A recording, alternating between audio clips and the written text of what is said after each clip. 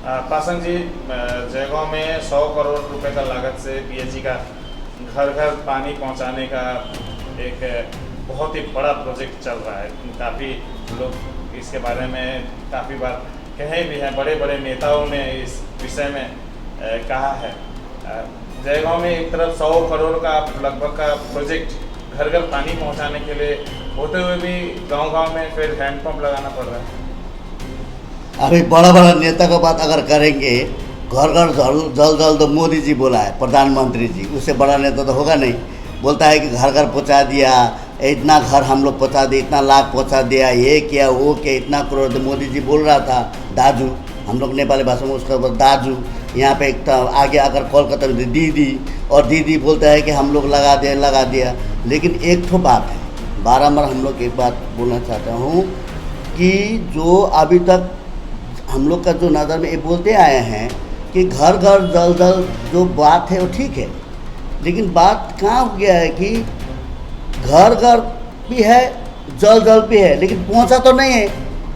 जल और घर में नहीं, कनेक्शन नहीं हुआ है। और बाकी का जो टैंकी है, मैंने फेसबुक में लगाया था, पीएचई इंजीनियर से हमने बात किया था, चलो जितना टैंकी बना है हमारा इलाका, बेसी नहीं जाऊंगा दूर, दल सिंह पार से यहाँ तक सारा टैंकी लीकेज है, सारा टैंकी लीकेज है। इसको हम फोटो खींच के पीएचई इंजीनियर से हम बताया था, उसको बाद पे हमने कंप्लेन भी किया था, लेकिन कुछ सुनाई नहीं हुआ। उसका बाद में क्या हुआ, अभी तक वो पानी का टैंकी बैठा हुआ है, ऐसे ही पड़ा हुआ है। मोदी जी का जल जल धर धर की कारदार वो बैठा हुआ है सही, वहाँ से ना तो पानी आता है ना कुछ आता है, वहाँ टैंकी बहुत बढ़िया है।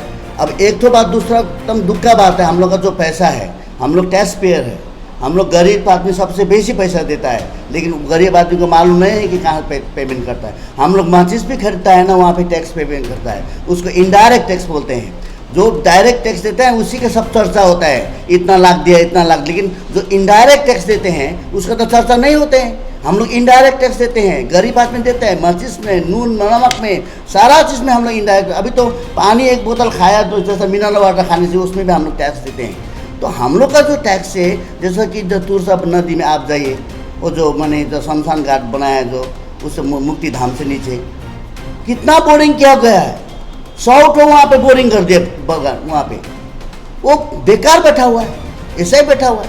और अगर 2-3 वर्ष रख देगा तो वो तो खराब हो जाएगा। तो उसका पैसा, वो पैसा क्यों गया, हम लोग का पैसा वहाँ क्यों जा रहा है? हाँ, कुछ नहीं हो रहा है। तो जल जल घर घर जल जल का बात तो अभी ये तो क्या बोलता है, अभी हम लोग का एक तो है ना, क्या बोलता है, मैंने हवा जैसा हो गया है। और जो पाइप जो दिया है पीएचई उस टाइम में, जो पाइप एक तो मोटामोटी आता है 6 इंची 8 इंची का पाइप, 1 फुट का पाइप होता है, 4 इंच 6 इंची का, लेकिन सारा पाइप तो कम से कम 2 फीट नीचे तो होना चाहिए रास्ता में, लेकिन सारा पाइप ऊपर ही है।